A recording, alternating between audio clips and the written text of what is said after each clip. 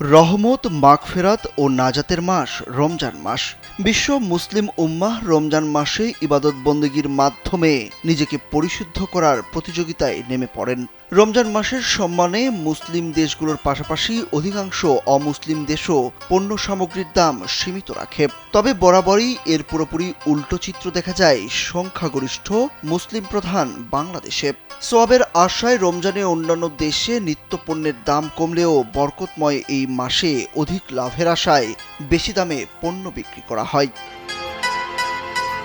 তবে স্রোতের বিপরীতে দাঁড়িয়ে রমজানে নিত্য প্রয়োজনীয় দ্রব্যের সীমিত লাভ করে যে ব্যবসা পরিচালনা করা যায় তার দৃষ্টান্ত স্থাপন করেছেন মুদি ব্যবসায়ী মোহাম্মদ শাহ আলম।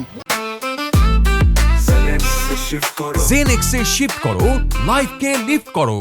গেল 2 বছর ধরে ক্রয় মূল্যের উপর 1 টাকা লাভে পণ্য বিক্রি করে ব্যাপক সুনাম অর্জন করেছেন তিনি।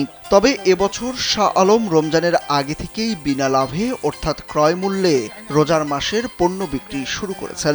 এবছর চিন্তা হলো ক্রয় মূল্যে মাল বিক্রি করা। মোটামুটি আলহামদুলিল্লাহ ক্রয় মূল্যে মাল বিক্রি করা আরম্ভ করলাম।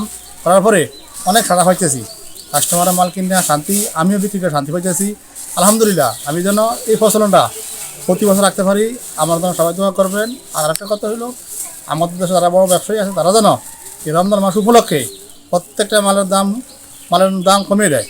রমজান মাসে লাগামহীন মূল্য বৃদ্ধির জাতাকলে পড়তে হয় রোজাদারদের।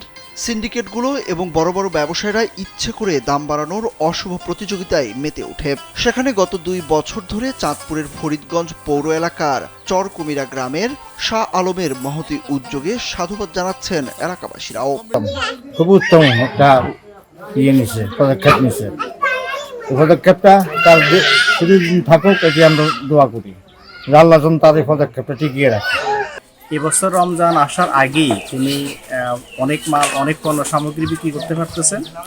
ওনাকে দেখে দেখে আমাদের দেশের বড় ব্যবসায়ীরা যদি এগিয়ে আসে, নিম্ন আয়ের মানুষগুলো রমজানে পণ্য সামগ্রী ক্রয় করতে পারবে।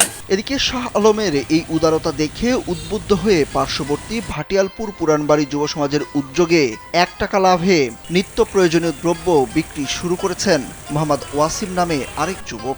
রমজান জুড়ে এই কার্যক্রম চালিয়ে যাবেন বলে জানান তিনি। আমিও চাই আরও আমার দেখা দেখি বা অন্যান্য আরও লোকজন সিন্ডিকেট বন্ধ করে সীমিত লাভে সবাই যেন এই উদ্যোগটা নেয়, এটুকুই কামনা করি। স্থানীয়রা বলছেন, ছোট ব্যবসায়ীরা মহত্ব দেখালেও বড় ব্যবসায়ীরা আছে মানুষকে ঠকানোর ধান্দায়।